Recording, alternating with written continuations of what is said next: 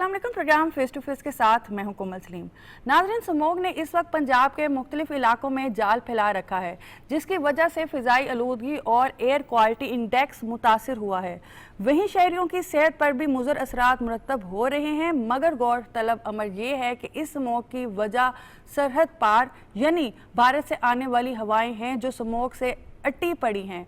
जी हाँ, ये दुरुस्त है कि भारतीय पंजाब में बेदरेक फसलों की बाकियात को जलाया जा रहा है। यही वजह है कि धुआं यहाँ दाखिल होकर लाहौर समेत दीगर शहरों की फ़िज़ा को आलूदा कर रहा है।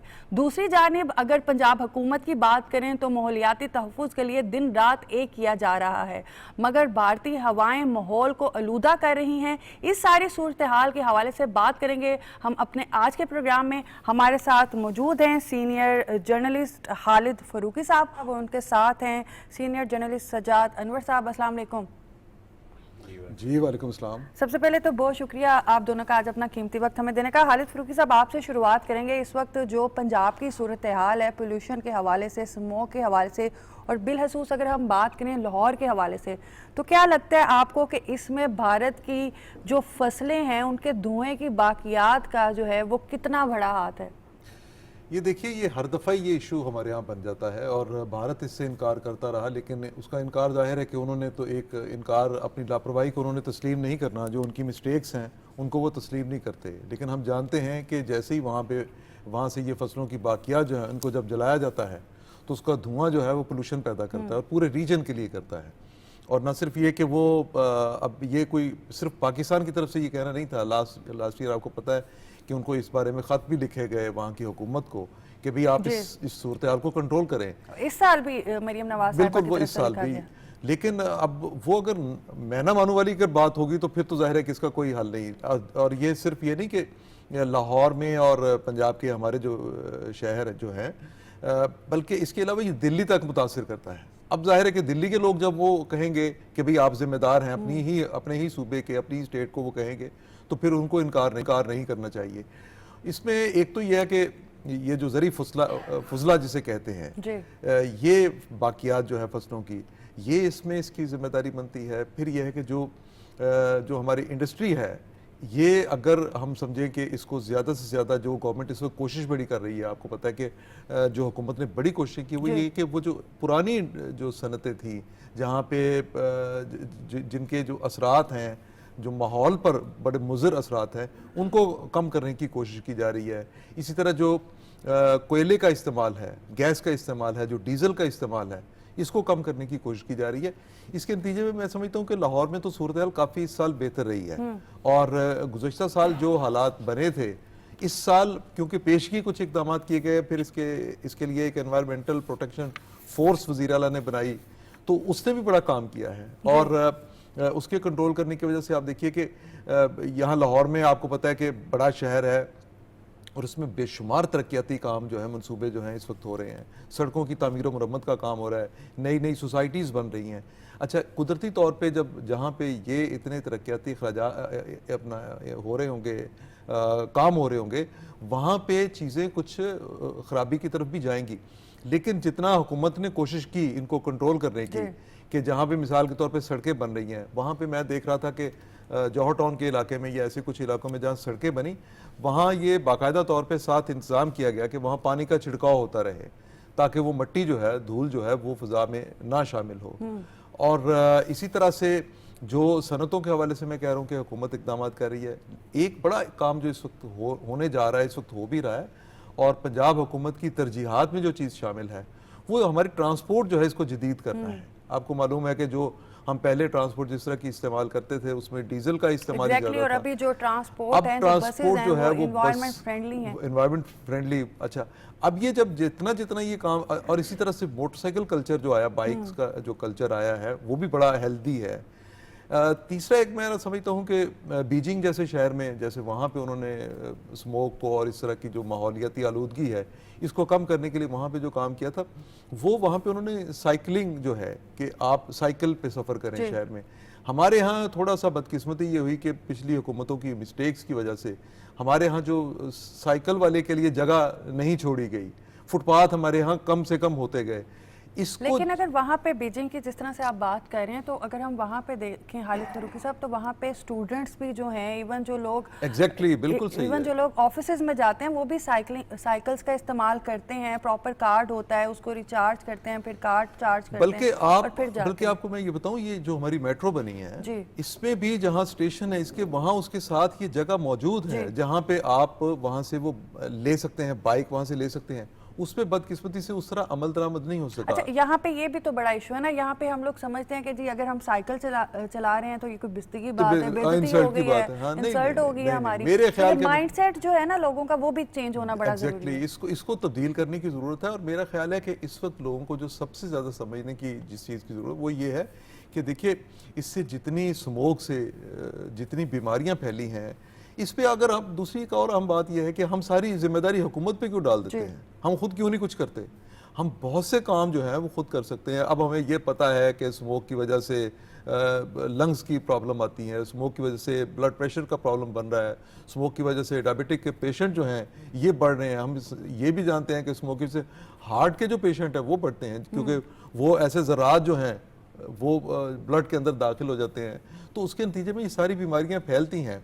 लेकिन अगर हम थोड़ा सा एक काम कर लें, गवर्नमेंट की आगाही मुहिम अपनी जगह पे होती है और गवर्नमेंट यकीनन इस पे बहुत ज़्यादा, मैं समझता हूँ कि सर्विसेज उनकी बहुत अच्छी हैं, बिलखुसूस लाहौर में और पंजाब के कई और शहरों में ये काम किया गया।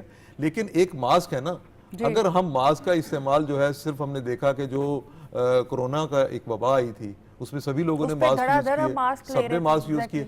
अब भी अगर एक मास्क सिर्फ एक दिन में कोई शख्स भी इस्तेमाल कर सकता है, कर ले, तो मेरे ख्याल के मुताबिक वो कंट्रीब्यूशन उसका अपना जो है इस मुहिम में कि स्मोक से किस तरह से बचना है, इस आलूदगी से किस तरह से बचना है, उसका कंट्रीब्यूशन उतना ही हो जाता है। और अगर जिस तरह से कोरोना की हम बात कर रहे हैं और वहाँ पे हम मास्क इसलिए पहनते थे कि जी कोरोना दूसरे से ना लग जाए, ये बीमारी जो है ना लग जाए। और अगर हम ये देखें कि स्मोक भी एक जो है एक डेंजरस बीमारी आगे जाके बन सकती है और बहुत सी आपके लंग्स डैमेज कर सकती है और बहुत सी मुश्किलात जो है वो आपके लिए पैदा कर सकती है। देखिए, अब सभी लोगों को मेरे ख्याल के मुताबिक मालूम हो गया। मैं देखता हूँ कि बाज़ औक़ात जो कई ऐसे घराने हैं जहाँ पे इसमें कोई अमीर गरीब की बात नहीं है, बड़े स्कूल और छोटे स्कूल की बात तो नहीं सभी है, ने निकलना है। लेकिन यह है कि जहाँ पे शऊर की बात है वहाँ मैंने ऐसे बच्चों को भी देखा है जो स्कूल गोइंग हैं लेकिन उन्होंने अपने बैग पीछे लटकाए हुए हैं, पर उन कई बच्चों ने उसमें ये मास्क पहन लिए।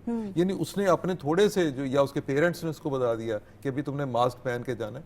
तो ये मैंने कहा कि ये सारे का सारे काम गवर्नमेंट के करने के नहीं होते, कुछ काम जो है वो हमारे अपने करने के भी होते हैं। हालिद साहब, इस टाइम नोमान यूनुस साहब हमारे साथ मौजूद हैं, डिप्टी डायरेक्टर EPA कॉल पे। अस्सलाम वालेकुम।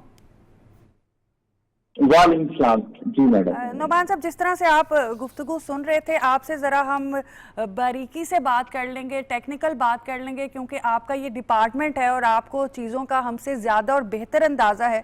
सबसे पहले तो एयर क्वालिटी इंडेक्स के हवाले से बात करते हैं, तो बताइएगा कि इस वक्त अगर बिलखसूस लाहौर के हवाले से बात करें तो पिछले साल से इस साल कितनी बेहतरी आई है? अच्छा देखिए, एयर क्वालिटी के हवाले से जो बात करें इस साल, एक तो मैं आपको पहले बताता चलूं कि last year environment protection agency के पास सिर्फ 3 एयर क्वालिटी मॉनिटरिंग स्टेशन थे, जो कि अब इंक्रीज हो गए 41 हो गए हैं, और ये हमने तकरीबन 18 अपने मेजर इजला में लगा दिया। तो इससे पहले हमारे पास कंप्लीट डाटा भी नहीं आ रहा था जिसको हम कंपैरेटिव एनालिसिस उस तरह से कर सकें। लेकिन इस साल तकरीबन पिछले साल से मुकाबला किया जाए तो 23 दिन जो है वो गुड एयर क्वालिटी के दिन में फॉल कर रहे हैं, जिसकी जो कि हमारी, जैसे कि सर ने पहले बताया कि एनवायरमेंट प्रोटेक्शन फोर्स जो हमारी हमने लॉन्च की है, हमारी HR हर जिले में डिस्ट्रीब्यूटेड है, हमारे इंडस्ट्री के स्क्वाड से ज्यादा, हमारे ब्रिगेडियंस के स्क्वाड से ज्यादा, हमारे स्टेबल बर्निंग को देखने के लिए स्पेशल क्विक रिस्पॉन्स सेंटर्स बनाए गए हैं, और क्विकली उसको फायर को एक्सटिंग्विश करने के लिए इसकी सैटेलाइट के जरिए मॉनिटरिंग होती है। जहाँ पे भी हमें कुछ स्टेबल बर्निंग का स्पॉट मिलता है, हमारी फोर्स 10 मिनट में पहुंच के उसको फायर को बुझा देती है और एक्शन लेती है। तो इसके अलावा हमारे बाकी भी स्क्वाड जो है वो एरिया वाइज है, नाइट स्क्वाड अलग काम कर रहे हैं। उसके अलावा आपने देखा होगा कि 4 कैनन्स हमारी डिप्लॉयड है।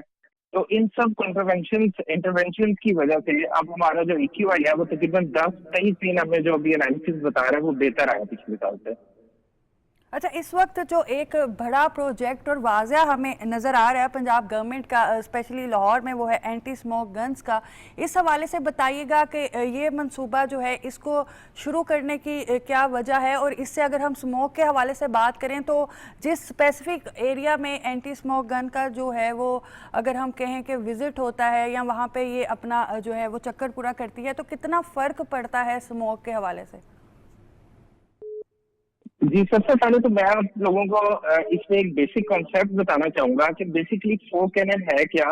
जैसे आप लोग कपड़े इस्त्री करते हैं तो आपके पास बॉटल होती है जिससे स्प्रे निकलता है पानी का। ये उसी तरह के बड़े स्केल की गन है। ये करती क्या है बेसिकली कि प्रेशर के साथ साफ पानी को हवा में फेंकती है।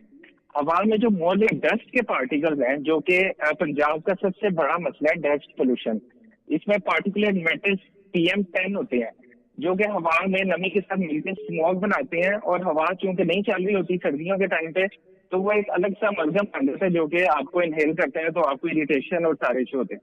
तो ये फोक कैन क्या करती है कि इसके पानी के बारीक बारीक मिक्स पार्टिकल्स उन हवा में जो मौलिक ज़रात है उनके साथ कोलाइड करती है और उसको अपने साथ नीचे बिठा लेती है, तो हवा जो है वो बिल्कुल साफ हो जाती है। तो ये जो फोक कैनन है ये बेसिकली जो है शॉर्ट टर्म हमारा सोल्यूशन है कि किसी एरिया में जब भी हमें रिपोर्ट होता है कि एयर क्वालिटी बहुत हाई आ रही है उस एरिया के, जो कि हमारे मॉनिटरिंग स्टेशन लगे हुए हैं, तो हम उस जगह डिप्लॉय कर देते हैं।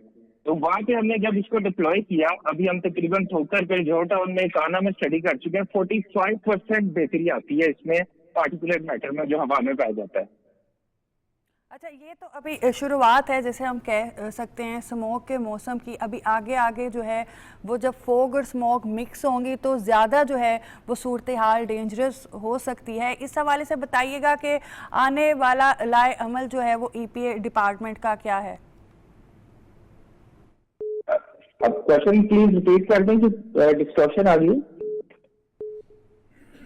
जी, मैं ये कह रही हूँ कि जैसे अभी तो हम ये कह सकते हैं कि ये जो स्मोग का सीज़न है उसकी शुरुआत है। आगे जब सर्दियाँ ज़्यादा बढ़ेंगी, जब दिसंबर का मौसम आएगा, स्मोग और फोग मिल जाएगी तो सूरत हाल जो है वो ज़्यादा नाजुक होगी। तो इस हवाले से बताइएगा कि EPA का जो है वो आगे का लाएअमल क्या है। जिस तरह से एंटी स्मोक गन्स जो हैं वो इंट्रोड्यूस करवाई गई हैं, इस तरह की और कौन से प्रोजेक्ट्स हैं जो आगे लॉन्च किए जाएंगे जिसकी वजह से स्मोक पे जो है वो काबू पाया जा सके?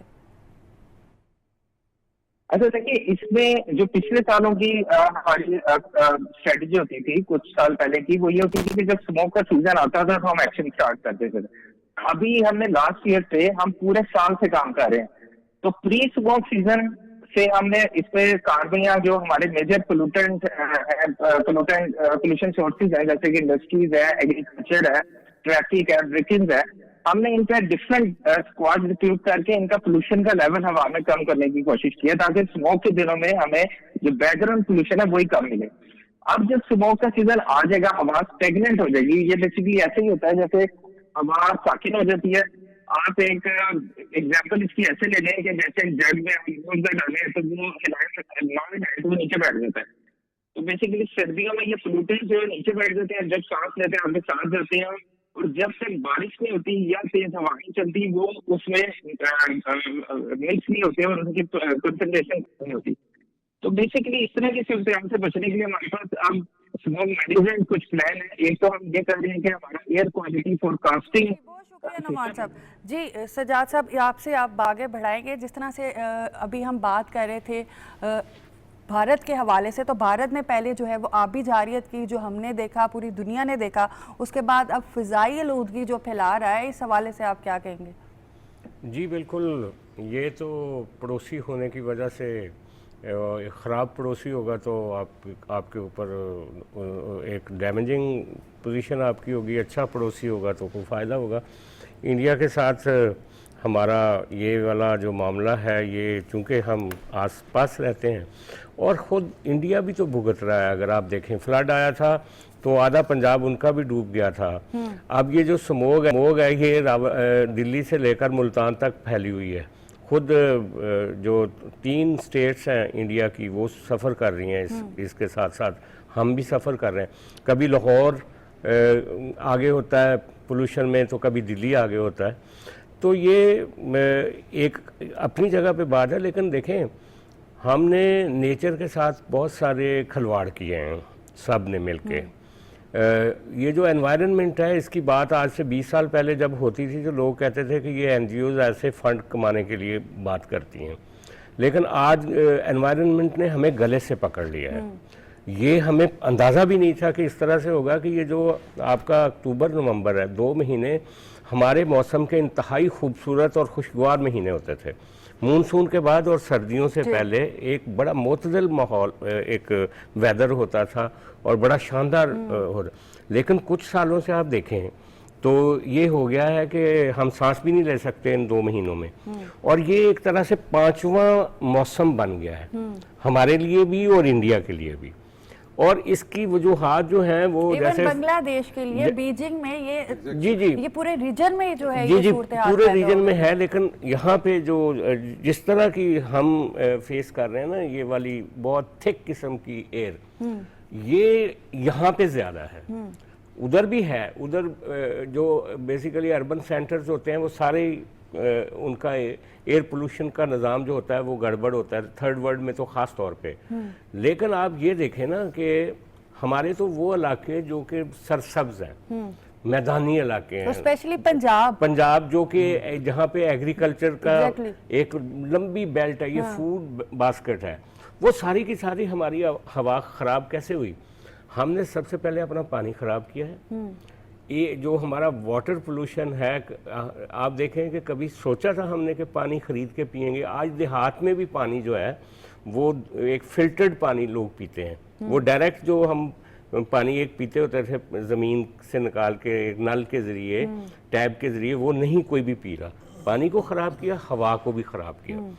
तो नेचर ने इंतकाम लेती है। जैसे हमने देखा था कि दरियाओं के अंदर जब हमने कंस्ट्रक्शन की तो दरियाओं ने आके उठा के बाहर फेंक दिया, अपनी जगह ले ली वापस। इसी तरह जो हमने जंगल काटे और लकड़ियों को जलाना शुरू किया बेदर्दी से पिछले 30, 40, 50 सालों में, तो वो नेचर जो है ना वो फिर बदला लेने के लिए आती।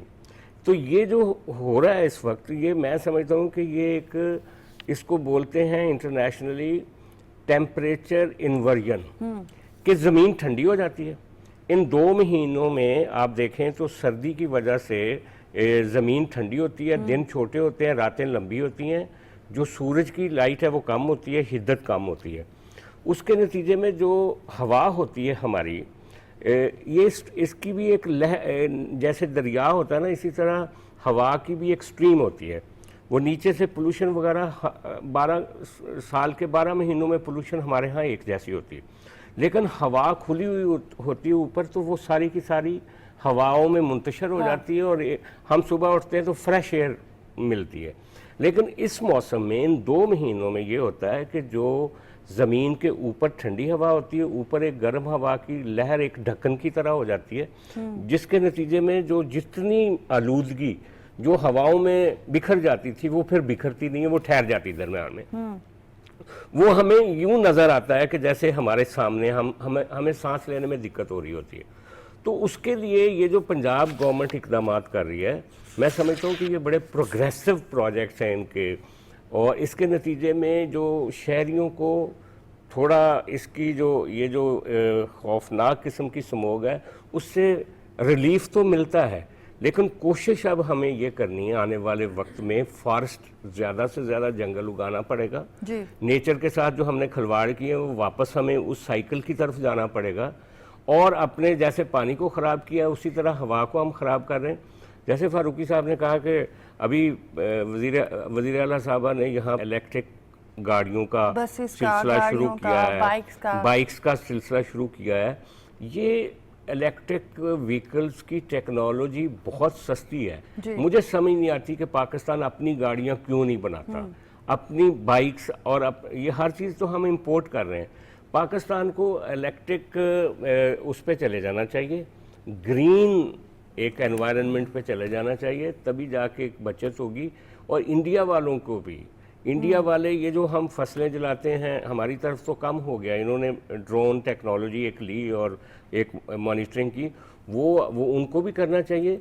लेकिन इंडिया चूंकि वहाँ पे हमने देखा है कि वहाँ पे कोई केयर नहीं करता इन चीज़ों की, क्योंकि वो एयर कॉरिडोर है, बहुत सारी चीज़ें आगे आ जाती हैं और सबसे ज़्यादा सफ़र हमें करना पड़ता है। अच्छा सजाद साहब, वैसे भी अगर हम नॉर्मली भी देखें ना, तो जब बहुत कोई चीज़ एक्सट्रीम पे चली जाती है ना, तो उसके बाद वापसी होती है। अब आप फैशन के हवाले से बात कर लें तो वो भी पुराना चल रहा है, अब आप खानों के हवाले से बात कर लें तो वो भी पुराना चल रहा है। इसी तरह जिस तरह से हम एनवायरनमेंट की बात कर रहे हैं और आप जिस तरह कह रहे हैं कि हमें अब वही पुरानी वाली चीज़ें जो हैं वो दोबारा क्रिएट करनी होंगी, वो पैदल चलना जंगल पड़ेगा, साइकिल पे जाना पड़ेगा, इलेक्ट्रिक व्हीकल्स पे जाना पड़ेगा। और ये जो हमने, मैं आपको बताऊं, जो सबसे बड़ा खिलवाड़ किया ना हमने इंडस्ट्रियलाइजेशन के नाम पे, जो यूरोप अमेरिका में जो स्क्रैप के भाव बिकने वाली इंडस्ट्री थी वो यहाँ पे लगाई गई है। उसने आपकी हवा भी खराब की है, इतना धुआं होता है उसमें, और उसने आपका पानी भी खराब कर दिया। सजाद तो साहब, अभी हमारे साथ डॉक्टर जहीर साहब मौजूद हैं, पल्मोनोलॉजिस्ट, इनसे हम बात करते हैं, जरा उनसे भी जानते हैं कि इस वक्त हम जिस सूरत हाल में हैं उसके नुकसानात क्या हैं। जी अस्सलाम वालेकुम। सलाम जी डॉक्टर साहब, जिस तरह से आपने सुनी ही होगी हमारी गुफ्तगू के इस वक्त पोल्यूशन और स्मोक के हवाले से बात हो रही है, तो सबसे पहले तो बताइएगा कि स्मोक जो है उसकी वजह से कौन कौन सी बीमारियां जो हैं वो इस वक्त फैल रही हैं? इसकी वजह से फेफड़ों की कौन सी बीमारियां नहीं फैल रही। हमारे पास गुलाबदेवी चेस्ट हॉस्पिटल, जो कि एशिया का सबसे बड़ा हॉस्पिटल है, 2 तरह के मरीज आ रहे हैं। एक तो वो मरीज हैं कि जिनको पहले फेफड़ों का कोई मसला नहीं है, लेकिन अब स्मोक की वजह से जब उनके गले में, उनके नाक में ये जाती है, ये फेफड़ों में जाती है, तो उनको शदीद किस्म के एलर्जी किस्म का रिएक्शन आता है, जिसके से उनका गला खराब और आंखों में पानी और जिस्म में सांस में प्रॉब्लम आती है।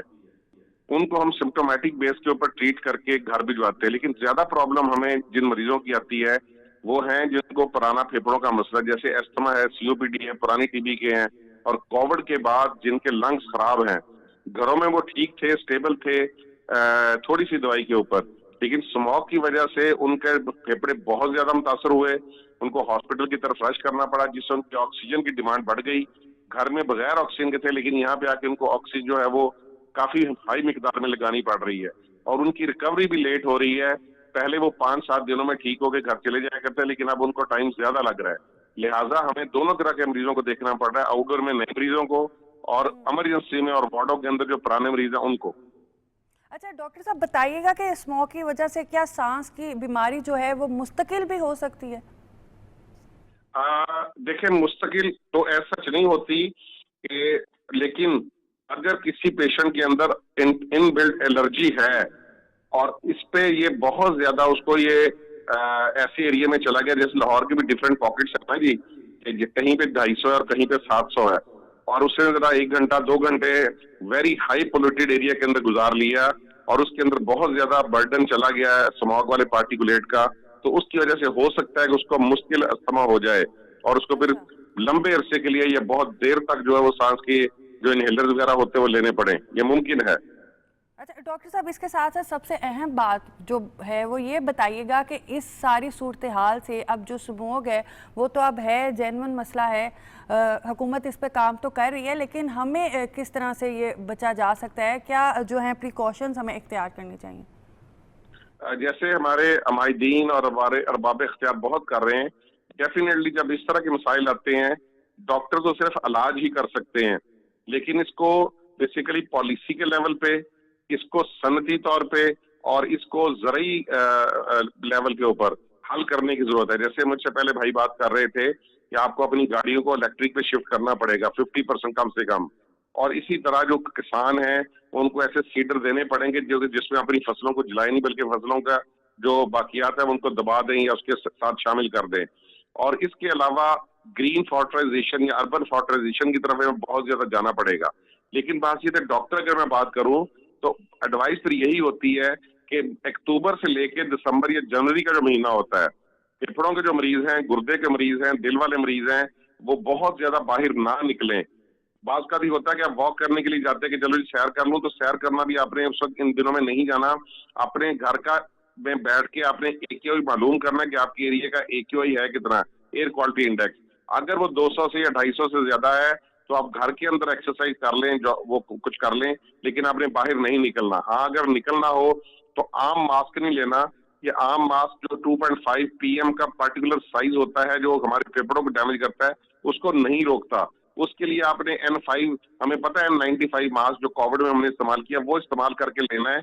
और जब बाहर से फिर वापस आए तो फौरन अपनी आंखों को धोएं, मुंह को धोएं, गरारे करें अच्छे तरीके से और नाक में पानी डालें जिस तरह कुल्ली करते हैं वुजू करते हुए हम डालते हैं, ताकि जो एक कॉन्टेक्ट लगा हुआ है स्मोक के पार्टिकल के वो फौरन आपसे जुदा और अलग हो जाए।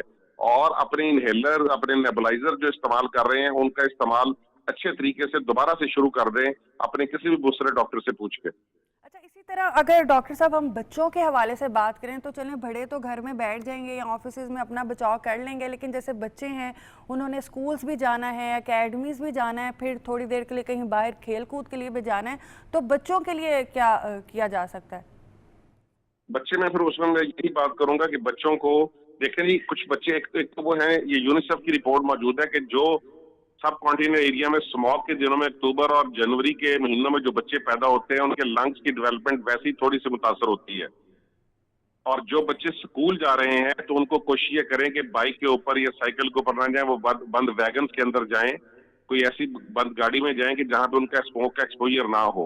और फिर क्लासरूम को भी पर्दों से ढांप के रखें, क्लासरूम को भी कवर करके रखें कि वहां पे ना जाए।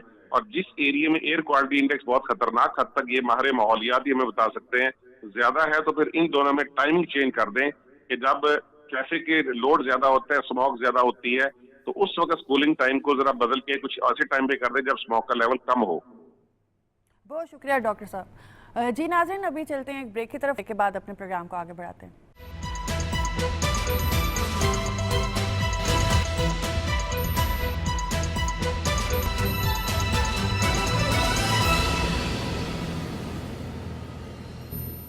जी नाज़रीन, वेलकम बैक। बात हम कर रहे हैं कि पंजाब में जो बढ़ती हुई स्मोग और आलूदगी है उसको किस तरह से कम किया जा सकता है और हुकूमत का जो किरदार है वो क्या है और अवाम में जो है वो किस तरह से शऊर पैदा हो सकता है। खालिद फरूकी साहब बताइएगा, जिस तरह से अभी थोड़ी देर पहले आपसे बात कर रहे थे कि जो अवाम की भी कुछ जिम्मेदारियां हैं, तो अवाम में जो शऊर है वो किस तरह से पैदा होगा, क्या समझते हैं आप इस हवाले से? देखिए, असल मसला ये है पाकिस्तान का कि ग्रीन हाउस गैसेस जो होती हैं इसमें पाकिस्तान का शेयर ना होने के बराबर है।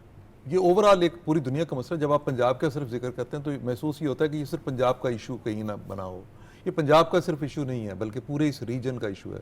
ढाका में भी है, बीजिंग में भी थी, बीजिंग में उन्होंने कंट्रोल किया, दिल्ली में भी है, अमृतसर में भी है, और साउथ इंडिया जो है वहाँ भी ये सूरत हाल जो है ना माहौलियाती आलूदगी वाली, वो यहाँ पे है।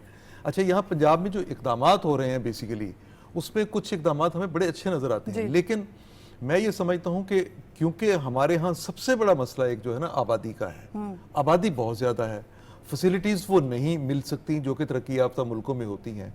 अब हमने करना क्या है? उसके बावजूद ये, जैसे अभी हम एंटी स्मोक गन की बात कर रहे थे, ये EPA फोर्स के हवाले से बात कर रहे थे, खालिद साहब इस तरह के प्रोजेक्ट जो हैं वो वही कहने लगूं ना कि जो डेवलप्ड कंट्री में होते हैं, इसके बावजूद हमने जो कुछ अपने गवर्नमेंट अपने पब्लिक के लिए जो कुछ कर रही है, जो कुछ करना है, उसमें मैंने तो पहले अर्ज किया था कि उसमें पब्लिक का अपना कंट्रीब्यूशन होना चाहिए, लोग किस हद तक खुद कितना होते हैं।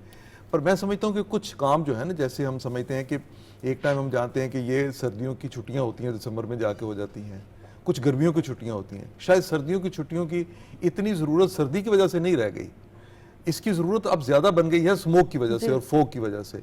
इसको कंट्रोल करने के लिए काम करना चाहिए। इसी तरह से एक ग्रीन लॉकडाउन की पॉलिसी होती है, आप ग्रीन लॉकडाउन की तरफ जा सकते हैं कि कुछ टाइम के लिए, कुछ घंटे के लिए आप वो बंद कर सकते हैं।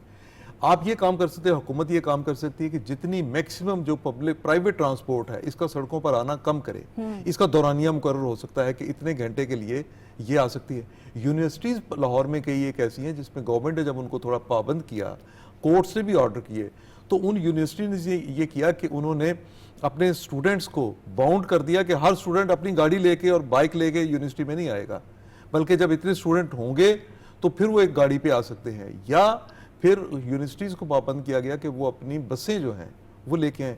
अच्छा, अब जितनी यूनिवर्सिटीज़ के पास जितनी बसेस हैं उन सबको ग्रीन एनर्जी पे लेके आना चाहिए। बिल्कुल। शहर में मैक्सिमम जो ग्रीन एनर्जी पे जो बसेस हैं, जिस तरह गवर्नमेंट लेके आई है, ना सिर्फ लाहौर में वज़ीर आला ने तो ये काम किया ना कि ना सिर्फ लाहौर में बल्कि दूसरे छोटे शहर जो हैं वहाँ भी यही बसें जो हैं ये मुतारिफ करवाई गई हैं। हक तो देखिए सभी का बनता है और वज़ीर आला पूरे सूबे की हैं, इसलिए उन्होंने ये इकदाम भी किए हैं। सो कुछ काम जो हैं ये करने की ज़रूरत है और हो भी रहे हैं। इसी तरह मैं समझता हूँ कि जो शहर का फैलाव है इसको रोकने की ज़रूरत है, इस पे काम करने की बहुत ज़्यादा ज़रूरत है कि आप लाहौर शहर पे ही सारा प्रेशर बिल्ड होता जा रहा है कि इधर से जहाँ से लोग आए वो लाहौर में आ गए या बड़े शहरों में आ गए, ये छोटे शहरों की तरफ जाएं वहाँ। और तीसरी एक बड़ी इंपॉर्टेंट बात यह है कि जो प्रोजेक्ट शुरू किए जाएँ उनकी एक जो टाइम फ्रेम होता है उसकी सख्ती से पाबंदी करवाई जाए। ये जब कुछ काम हम करेंगे तो, और इसके साथ साथ जैसे अभी आपने, हम पहले ही बात कर रहे, सजाद भी बात कर रहे थे, हमने बात की कि ये जो मोटरसाइकिल वाला कल्चर जो है, ये दूसरी बाइक्स जो आ गई हैं ये बड़ी फ्रेंडली बाइक्स हैं। इसी तरह साइकिल पे वो जो है वो अच्छा, इसी तरह से जो अभी हम किस तरह ये समझा सकें कि ये जो बच्चे हैं जो स्कूलों को जाते हैं उनके लिए वैन नहीं है। सरकारी इदारों में बेशुमार जो बच्चे स्कूलों में और लोअर क्लास में गरीब तबकों से जब ताल्लुक़ रखने वाले जो बच्चे हैं, जब वो जाते हैं उनके पास बसेस नहीं होती, उनके पास वैगनें नहीं हैं, उनके पास ये फैसिलिटी नहीं है, तो उनको टाइम जो है, डॉक्टर साहब ने अभी जो बात की, उनका टाइम जो है स्कूल आने का वो उसको थोड़ा सा तब्दील किया जा सकता है। यानी जिस तरह से भी फैसिलिटेट किया जाए, ये तो बेसिकली एक पॉलिसी बनती है और पॉलिसी बनी भी हुई है। इसी तरह से माहिरीन जो है और हुकूमत ने तो बनाना है, माहिरीन जो कुछ देते हैं, अवाम ने उस जो है अवाम ने उसको इम्प्लीमेंट साथ किस तरह से करना है, ये बहुत बड़ी जो है वो मेन बात है। सजा साहब देखिए ना, अभी 2 दिन पहले कमिश्नर लाहौर ने भी ये अहकाम जारी किए हैं, जैसे सुथरा पंजाब की टीम्स के तहत जगह जगह कंटेनर्स लगे हैं। इवन अब नवाज साहिबा की डायरेक्शन पे डोर टू डोर कंपेन्स हो रही हैं, लेकिन उसके बावजूद हम देखते हैं कि कंटेनर पास पड़ा है और लोग कंटेनर के पास कूड़ा फेंक देते हैं, अंदर नहीं फेंकते। ठीक है, फिर चलते चलते आपने कुछ भी खाया, रैपर्स उठा के आपने फेंक दिए, गाड़ी से निकाल के फेंक दिए। तो इस पर जो है वो कमिश्नर लाहौर ने ये नोटिस लिया है और कहा है कि जो इस तरह से कंटेनर से बाहर कूड़ा फेंकेगा, सबसे पहले उसको वार्निंग होगी और उसके बाद जुर्माना होगा, ताकि ये शऊर जो है ना, बेसिक शऊर तो एटलीस्ट लोगों में आना चाहिए। क्या कहेंगे इस इनिशिएटिव को, आप कैसे देखते हैं? नहीं, ये बहुत अच्छा इनिशिएटिव है। देखें, जो रिस्पॉन्सिबल सिटीजनशिप है ना, उसकी बहुत शदीद कमी है। हम हर चीज़ का, जैसे फारूकी साहब ने कहा कि इल्ज़ाम गवर्नमेंट पे लगा देते हैं कि गवर्नमेंट ने ये नहीं किया, ये नहीं किया, ये नहीं किया। तो जो हमारी रिस्पॉन्सिबिलिटी है एज सिटीज़न, एक आम शहरी के, तो हम एक कंट्रीब्यूट करते हैं शहर के लिए, पोल्यूशन कंट्रीब्यूट करते हैं, जो कचरा कंट्रीब्यूट करते हैं उसको। देखें, ये कितना अजीब बात है कि अपने घर को साफ करते हैं और सारा गंद जो है वो अपनी गली के कोने में फेंक देते हैं, और ये नहीं उनको अंदाजा होता कि जब कोई यहाँ से गुजरेगा तो वो सबके बारे में सोचेगा कि ये कैसे लोग भी तो उसी गली से, और खुद भी उसी में से गुजरना होता है। तो ये ऐसे ही है जैसे आप अपने चेहरे पे लगा कुछ दाग उतार के तो नीचे से उतार के माथे पे लगा लें, यानी ये बड़ी अनफॉर्चुनेट है। लेकिन हुकूमतों का काम होता है रेगुलेट करना। ये कमिश्नर साहब ने ये जो फैसला किया है सज़ा का, पहले वार्न करने का, फिर सज़ा देने का, तो जुर्माना करने का, जुर्माना सज़ा ही होती है। तो शायद हमारी आवाम को जुर्माने के साथ ही समझ आती है किसी चीज़ की। अभी कराची में जैसे वहाँ पे ई चालान शुरू हुआ तो एक शोर मचा हुआ है, लेकिन कुछ अरसे के बाद चीज़ें फिर सेटल हो जाती हैं। इसी तरह ये जो रिस्पॉन्सिबल सिटीजनशिप है ना, और जो सिविक राइट्स है, शहरियों को ना अपने हकूक़ का पता है ना अपने फ़राइज़ का पता है। और अगर उनको अपने हकूक़ का पता हो तो वो एक बेहतर कम्युनिटी पैदा कर सकते हैं, और अगर वो अपने फ़राइज़ को जानते हैं तो जहाँ वो अच्छी पेरेंटिंग की ज़रूरत होती है, अपने घर की देखभाल, वैसे ही अपने अड़ोस पड़ोस की, अपने गली महल्ले की, अपनी कम्युनिटी की जिसको फ़िक्र नहीं होती, वो तो इररिस्पॉन्सिबल आदमी होता है। तो मेरा ख्याल है कि गवर्नमेंट के अच्छे स्टेप्स हैं। मरियम नवाज साहबा कोशिश कर रही हैं कि कम से कम लाहौर को सीधा कर दिया जाए। अब देखना ये है कि वो कितनी कामयाब इवन होती पूरे है। पंजाब को सीधा कर दिया जाए, क्योंकि नॉर्मली हम देखते हैं जितने भी प्रोजेक्ट हैं वो पूरे पंजाब के लिए ही होते हैं।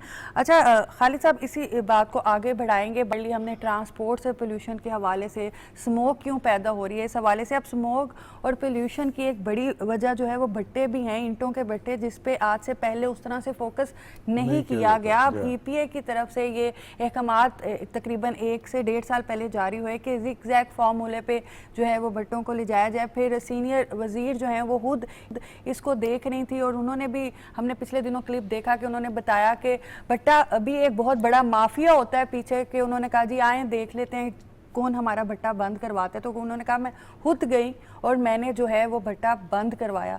तो इस तरह जब मिनिस्टर खुद जाए और इस तरह से इंटरेस्ट ले, तो क्या समझते हैं कि इस इनिशिएटिव को और इस, जैसे कहते हैं ना, लगन को काम के लिए, और एक जो जज्बा है कि ये स्मोक और पोल्यूशन ख़त्म होनी चाहिए, क्या देखिए मैं आपको एक बात बताऊं कि जो इस वक्त पंजाब की गवर्नेंस है ना, इसके हवाले से अगर आप कोई बात करना चाहें ना कि एतराज़ आप, तो वो जो जिन लोगों ने एतराज़ उठाने हैं बेबुनियाद किस्म के, वो तो उठा लेंगे। लेकिन अगर हम टीम वर्क के तौर पे देखें तो CM साहिबा और जिस तरह उनकी बाकी सारी टीम जो है, जिस तरह से उन्होंने काम किया है और जिस तरह उन्होंने मिसाल कायम की है, मैं समझता हूँ कि बहुत ही बेहतर। कराची भी बहुत बड़ा शहर है, वहाँ भी बड़े इकदाम हुए हैं, होते रहते हैं, लेकिन वो शहर इतना बड़ा है कि वहाँ पे हमें बहुत सारी चीज़ें नज़र नहीं आती। लेकिन इसके बावजूद ये बात हकीकत है कि लाहौर में जितने काम हुए वो मिसाली काम हुए हैं। अच्छा, इसके अलावा मैं फिर ये कहूँ कि सिर्फ लाहौर में नहीं, बाकी शहरों में भी ये जो भट्टा माफिया वाली बात है, ये बेसिकली यहाँ पे 2 तरह के, मैं समझता हूँ वो, ये मजबूरी जो गरीब लोगों की होती है उसको एक्सप्लॉइट किया जाता है। वहाँ बच्चों से चाइल्ड लेबर जिसको कहते हैं, वो फिर ख़वातीन जो हैं उनको, अच्छा वो क्योंकि जो जिस क्लास से, देहात से, रूरल एरिया से, जहाँ से वो बच्चे आते हैं, ख़वातीन आती हैं काम करने वाली, या जो उनके मजदूर भी होते हैं, उनका एजुकेशन का लेवल कम होता है। अच्छा, उनको अपने हकूक़ का जो है वो पता नहीं होता।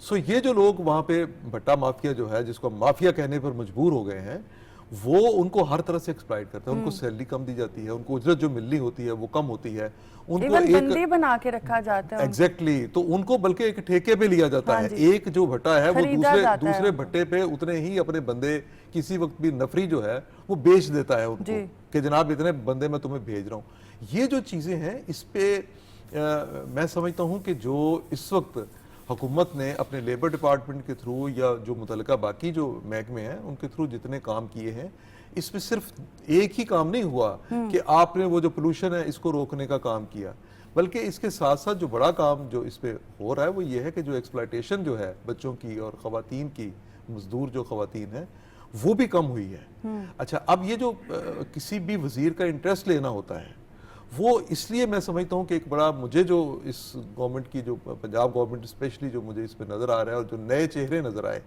इन लोगों में जो नए मुंतखब नुमाइंदे होते हैं, एक तो वो बंदा मुंतखब होकर असेंबली में पहुंचता है, उसके ऊपर एक फीता लगा होता है उसकी पब्लिक की सपोर्ट का, वो उस प्राउड के साथ वो अपनी असेंबली में जाता है। वहाँ जब उसको जिम्मेदारियाँ दे दी जाती हैं तो वो और अच्छी बात हो जाती है। सो ये इन जिम्मेदारियों के साथ मैं समझता हूँ कि बहुत से वज़रा, बहुत से महकमे पंजाब में जो काम कर रहे हैं, उन्होंने किसी एक डिपार्टमेंट में, बहुत से डिपार्टमेंट्स में उन्होंने काम किया। मिलावट जो होती है इसके खात्मे के लिए इस तरह काम हो रहा है। लेकिन असल मसला ये है, मैंने फिर वही बताया कि पाकिस्तान तरक्की पजीर ममालिक जो हैं उनमें शामिल हैं। हमारे वसाइल बहुत कम हैं। दुनिया के वसाइल जिनसे हम बाज़ औक़ात मुमासलत देते हैं, उनके वसाइल बहुत ज़्यादा होते हैं।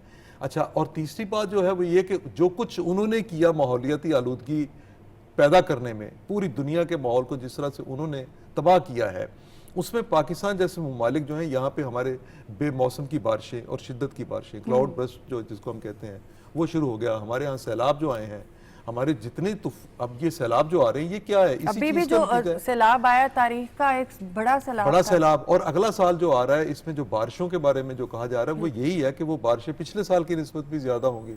सो ये सारी चीजें जो कुदरती आफात भी जब आती है तो उसकी वजह बुनियादी तौर पे हमारी अपनी जिम्मेदारी शायद उतनी नहीं होती जितनी हमारे ऊपर ये जिम्मेदारी, जो हमारे ऊपर माहौल जो है वो हमारे लिए बना दिया जाता है। अब पाकिस्तान जो है, ये आप जहन में रखें और हमारे हर शहरी को, हर पाकिस्तानी को मालूम होना चाहिए कि पाकिस्तान में माहौलियाती आलूदगी की वजह से जो शरह अमवात है दुनिया के बहुत से ममालिक से बहुत ज़्यादा हो चुकी है। बल्कि शायद अगर हम पहले 2-3 नंबरों पे अपने आप को कहें तो माहौलियाती आलूदगी की वजह से हम वहाँ पे आए हैं। अब इस माहौलियाती आलूदगी में बचना जो है, बचाना हुकूमत का काम है, लेकिन बचना जो है वो पब्लिक का खुद अपना काम है। वो जितनी हम एफर्ट्स में, गवर्नमेंट की जितनी एफर्ट्स हैं, पॉलिसी हैं, इसमें जितना कोऑपरेट करेंगे, हमारे जितना कंट्रीब्यूशन होगा, उतना सब लोग के लिए बेहतर है। क्या कहेंगे हम के एंड पे, जिस तरह से खालिद फारूकी साहब ने कहा कि बचाना गवर्नमेंट का काम है लेकिन बचना हमारा काम है, तो क्या कहना चाहेंगे इस हवाले से? जी बिल्कुल, फारूकी साहब ने भी दुरुस्त कहा, जैसे हम भी पहले बात कर रहे थे, जैसे डॉक्टर साहब ने भी कहा कि जब एक चीज़ जब तक फिज़िकल ख़तरा हमारे सामने नहीं आता ना, इंसान की एक नेचर है, तो वो तब तक वो समझ रहा होता है कि ये ऐसे ही है, कोई बात नहीं है, नॉर्मल है। लेकिन अब ये एक ठोस सॉलिड शक्ल में एक ख़तरा सामने आ गया, हम सांस नहीं ले पा रहे, जो बीमार हैं, जिनके फेफड़ों का कोई मसला है, जो पहले से ही अफेक्टेड लोग हैं, वो तो घर से बाहर डॉक्टर साहब ने कहा निकल नहीं सकते।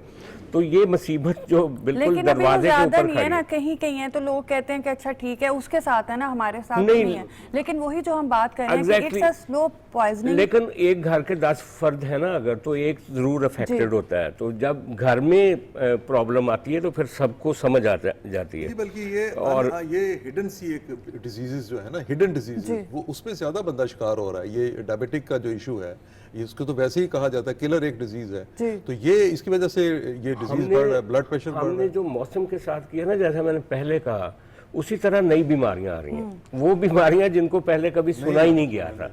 तो जब हम नए खतरे पैदा करते हैं अपने लिए, तो फिर एक नई बीमारियां भी आती हैं।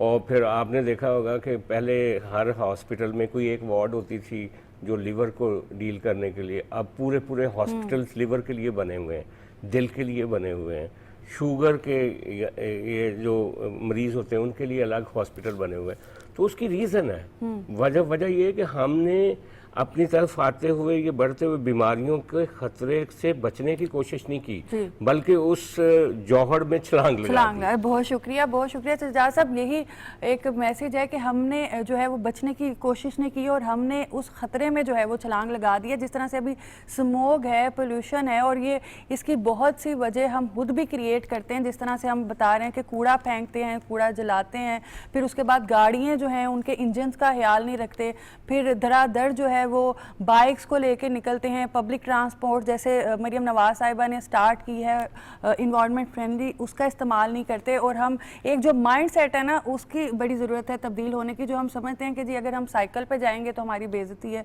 अगर हम कोई छोटी गाड़ी ले लेंगे, अगर बड़ी गाड़ी है और उसका इंजन ठीक नहीं है, उससे बेहतर है कि आप कोई न्यू गाड़ी ले लें जिसको जो इन्वायरमेंट फ्रेंडली हो और जिसका इंजन ठीक हो और पोल्यूशन ना क्रिएट करे। इस तरह के बहुत से मसाइल हैं जिनका रोज़ हम सामना करते हैं और वो हमारी वजह से ही होते हैं। तो ये एक बहुत संजीदा बीमारी है और बहुत संजीदा मसला है जो आगे जाके बहुत बड़े ख़तरे का जो है वो बायस बन सकता है। तो इसलिए ज़रूरत इस बात की है कि इससे पहले कि ये भी बड़ा ख़तरा बने, अभी से कंट्रोल करें और अभी से जो एहतियात है उसको अपनाएं। इसी के साथ कोमल सलीम को दीजिए इजाज़त। अल्लाह हाफ़िज़।